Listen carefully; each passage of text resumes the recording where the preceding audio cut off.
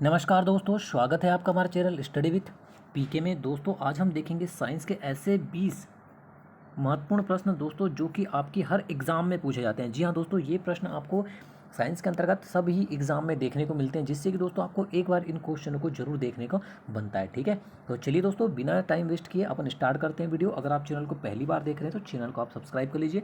दोस्तों हर एक प्रश्न को जरूर पढ़िएगा, काफ़ी इंपॉर्टेंट और इसमें कुछ इजी क्वेश्चन भी है जो कि लगातार एग्जाम में रिपीट होते हैं। ठीक है, हमारा काम है दोस्तों आप सभी के सामने ऐसे क्वेश्चन लेकर आना जो कि बार बार एग्जाम में रिपीट होते हैं। तो चलिए देखते हैं पहला प्रश्न क्या है। हल्दी के पौधों का खाने योग्य हिस्सा कौन सा है? देखिए दोस्तों ये क्वेश्चन एग्जाम में काफ़ी बार पूछा जा चुका है। ठीक है, और अगर आप एग्ज़ाम देने जा रहे हैं दोस्तों तो आपको साइंस के अंतर्गत ये क्वेश्चन जरूर पूछा जाएगा। तो आपको पता होना चाहिए दोस्तों कि जो हल्दी के पौधे का जो खाने योग्य हिस्सा होता है दोस्तों वो होता है प्रकंद। ठीक है ना, याद रखिएगा। हल्दी का जो खाने योग्य हिस्सा होता है दोस्तों होता है प्रकंद। ऑप्शन नंबर बी याद रखी जाएगी एग्जाम में। ठीक है, जिन्हें पता है बहुत अच्छी बात है दोस्तों, उससे अच्छी बात कोई हो ही नहीं सकती। और दोस्तों जिन्हें नहीं पता है तो वो याद रखिएगा। ठीक है, चलिए आगे बढ़ते हैं।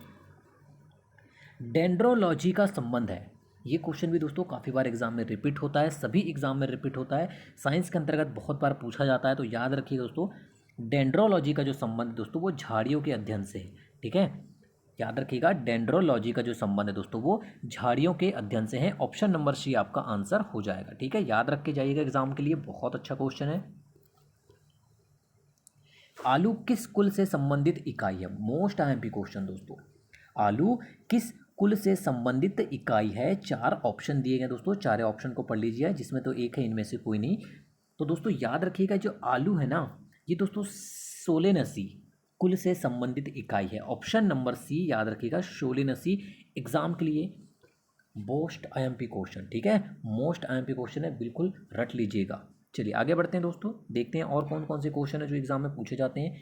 पौधों में गैसों के आदान प्रदान के लिए रहते हैं।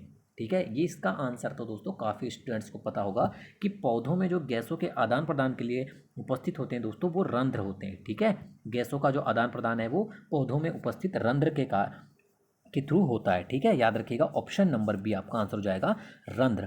याद रखिएगा, देखिए इजी क्वेश्चन दिखते हैं दोस्तों ये, बट एग्जाम में यही क्वेश्चन रिपीट होते रहते हैं। ठीक है, तो आपको दोस्तों ये क्वेश्चन तो ऐसे ही समझ लीजिए कि यहाँ से आपका एक नंबर, ठीक है, या जितने भी यहाँ से क्वेश्चन पूछे जाते हैं उतने नंबर आपके कहीं नहीं जाना चाहिए। पौधों में आवश्यकता से अधिक जल किस प्रक्रिया द्वारा बाहर निकाले जाते हैं? ठीक है, आपको बताना दोस्तों कि पौधों में आवश्यकता से अधिक अगर जल हो जाता है तो वो किस प्रक्रिया के द्वारा बाहर निकाले जाते हैं? तो याद रखिएगा दोस्तों, वाष्प उत्सर्जन के द्वारा। ठीक है, वाष्पोत्सर्जन के द्वारा जल बाहर निकाले जाते हैं जब पौधों में आवश्यकता से अधिक जल हो जाता है तो। ठीक है, याद रखिएगा। रक्त में ग्लूकोज की मात्रा नियंत्रित रहती है। आपको बताना दोस्तों कि जो हमारा ब्लड है उसमें ग्लूकोज की जो मात्रा है वो किसके कारण नियंत्रित रहती है? मोस्ट आईएमपी क्वेश्चन है दोस्तों, याद रखिएगा इंसुलिन के कारण। ठीक है, इंसुलिन के कारण जो रक्त में ग्लूकोज की मात्रा होती है दोस्तों वो नियंत्रित रहती है। ऑप्शन नंबर डी याद रखिएगा, बहुत ही अच्छा क्वेश्चन है दोस्तों, एग्जाम में लगातार रिपीट होता है ये क्वेश्चन, आपका एक नंबर कहीं नहीं गया है। ठीक है, याद रखिएगा। वायुमंडल में सामान्यतः CO2 पाया जाता है। ठीक है, आपको बताना दोस्तों कि वायुमंडल में सामान्यतः CO2 जो है वो कितने प्रतिशत पाया जाता है? कार्बन डाइऑक्साइड बताना दोस्तों, काफ़ी बार एग्जाम में पूछा जाता है। आपको नाइट्रोजन भी पूछा जाता है कितना पाया जाता है, तो दोस्तों नाइट्रोजन 78%, ऑक्सीजन 21%, और दोस्तों कार्बन डाइऑक्साइड अगर पूछा जाए तो याद रखिएगा 0.03% कार्बन डाइऑक्साइड पाया जाता है। तो ऑप्शन नंबर डी आपका आंसर हो जाएगा, कार्बन डाइऑक्साइड 0.03% पाया जाता है वायुमंडल में। ठीक है, याद रहेगा आपको। चलिए आगे बढ़ते हैं।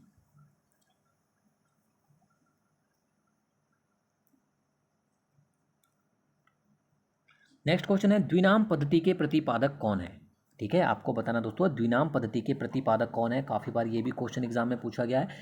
तो दोस्तों याद रखिएगा Linnaeus. Option number C Linnaeus आपका आंसर हो जाएगा। अगर आपको एग्जाम में पूछा जाता है, आपको देखिए दोस्तों क्वेश्चन पढ़ते ही समझ में आ रहा होगा कि ये कितना इंपॉर्टेंट क्वेश्चन है, एग्जाम में पूछा जाता है। द्विनाम पद्धति के प्रतिपादक हैं तो याद रखिएगा लिनियस। ठीक है, याद रहेगा आपको। चलिए आगे बढ़ते हैं। तो फिर तंबाकू की पत्तियों में होता है, आपको अक्सर ये क्वेश्चन पूछा जाता है दोस्तों कि तंबाकू में क्या उपस्थित होता है? ठीक है, या तंबाकू की पत्तियों में होता है, तो याद रखिएगा दोस्तों निकोटीन उपस्थित होता है तंबाकू में। ऑप्शन नंबर ए आपका आंसर हो जाएगा, निकोटीन। याद रखिएगा दोस्तों, बहुत अच्छा क्वेश्चन है। ठीक है, चलिए आगे बढ़ते हैं। खैरा रोग किसके कारण होता है? आपको बताना दोस्तों कि जो खैरा रोग होता है वो किसके कारण होता है। ये भी क्वेश्चन काफ़ी बार एग्जाम में रिपीट होता है दोस्तों, याद रखिएगा।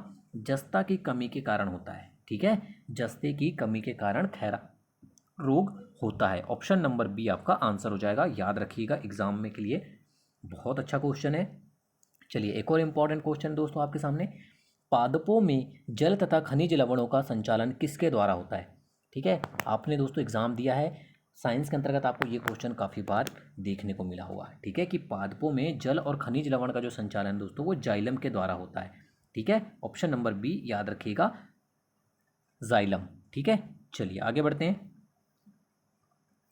प्रातःकालीन धूप में मानव शरीर में कौन सा विटामिन उत्पन्न होता है। दोस्तों सभी को पता है कि हमें सूर्य के प्रकाश या धूप से कौन सा विटामिन प्राप्त होता है। दोस्तों सभी को पता है, काफ़ी इजी क्वेश्चन है, बट इंपॉर्टेंट क्वेश्चन इसलिए हो जाता है दोस्तों क्योंकि एग्जाम में रिपीट होता है।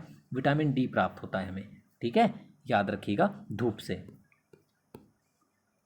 चेचक के लिए टीके का विकास किया था। आपको बताना दोस्तों कि जो चेचक के रोग के जो टीके का विकास है दोस्तों ये किसके द्वारा किया गया था। ये भी क्वेश्चन दोस्तों आप सभी को पता है कितने बार एग्जाम में पूछा जाता है। दोस्तों एडवर्ड जेनर के द्वारा चेचक के टीके की खोज की गई थी या विकास किया गया था। ऑप्शन नंबर बी देखिए आप, एडवर्ड जेनर। ठीक है, याद रहेगा आपको। चलिए आगे बढ़ते हैं। निम्नलिखित में से कौन सी शर्करा तत्काल ऊर्जा प्रदान करती है। आपको बताना दोस्तों कि वो कौन सी शर्करा है, ठीक है, जो कि तत्काल ऊर्जा प्रदान करती है। ठीक है, आपको अगर एनर्जी चाहिए तो आपको जल्दी एनर्जी चाहिए तो वो कौन सी शर्करा है दोस्तों निम्नलिखित में से जो वो तुरंत आपको एनर्जी देती है या ऊर्जा प्रदान करती है। तो याद रखिए दोस्तों ग्लूकोज। ठीक है ना, ऑप्शन नंबर सी आपका आंसर हो जाएगा। काफ़ी लोगों को इसका आंसर पता होगा। ग्लूकोज जो है दोस्तों ऐसी शर्करा है जो तत्काल ऊर्जा प्रदान करती है। ठीक है ना, चलिए आगे बढ़ते हैं। नारियल का खाने योग्य भाग है। आपको बताना दोस्तों कि नारियल का जो खाने योग्य भाग होता है दोस्तों आपको काफ़ी बार एग्जाम में पूछा जाता है। ठीक है ना, कुछ फल के नाम दिए जाते हैं, आपको पूछा जाता है कि इसका खाने योग्य भाग कौन सा है। कुछ सब्जियां दी जाती है, आपको बताता है इनका खाने योग्य भाग है, जिसमें दोस्तों आपको अक्सर पूछा जाता है कि नारियल का जो खाने योग्य भाग है वो कौन सा होता है। याद रखिए दोस्तों भ्रूणपोष। ठीक है, भ्रूणपोष जो है वो नारियल का खाने योग्य भाग होता है। ठीक है, ऑप्शन नंबर ए आपका आंसर हो जाएगा, याद रखिएगा। चलिए दोस्तों आगे बढ़ते हैं नेक्स्ट क्वेश्चन की ओर। शरीर में ऊतकों का निर्माण किसमें होता है। ठीक है, आपको बताना है कि शरीर में ऊतकों का जो निर्माण दोस्तों वो किससे होता है। तो याद रखिएगा दोस्तों मोस्ट आईएमपी क्वेश्चन है, काफ़ी बार एग्जाम में पूछा जाता है, प्रोटीन से होता है। ठीक है, प्रोटीन, शरीर में ऊतकों का जो निर्माण है वो प्रोटीन से होता है। ठीक है, ऑप्शन नंबर ए आपको याद रहेगा। चलिए आगे बढ़ते हैं। निम्नलिखित में से किसकी उपस्थिति के कारण दूध में मिठास आ जाती है।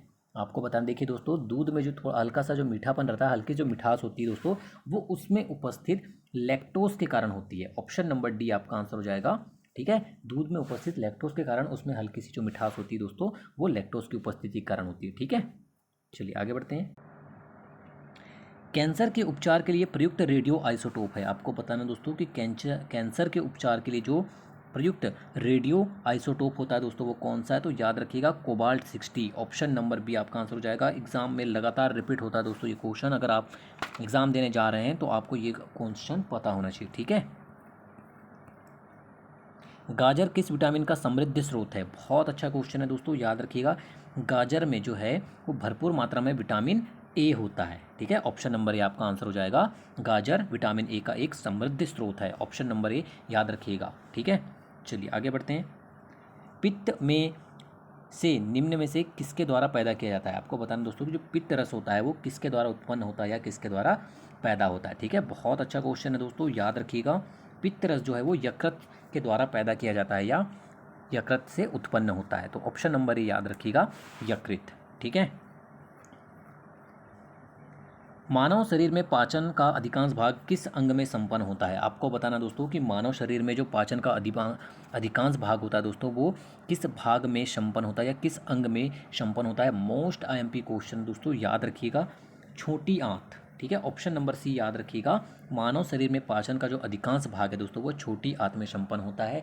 मोस्ट आईएमपी क्वेश्चन एग्जाम के लिए साइंस में लगातार पूछे जाने वाला क्वेश्चन है। ठीक है, तो याद रखिएगा ऑप्शन नंबर सी आपका आंसर हो जाएगा। तो ये थे दोस्तों साइंस में लगातार और मोस्ट आईएमपी क्वेश्चन जो कि आपके एग्जाम के लिए बहुत ज़रूरी है। वीडियो को अंत तक देखने के लिए धन्यवाद दोस्तों।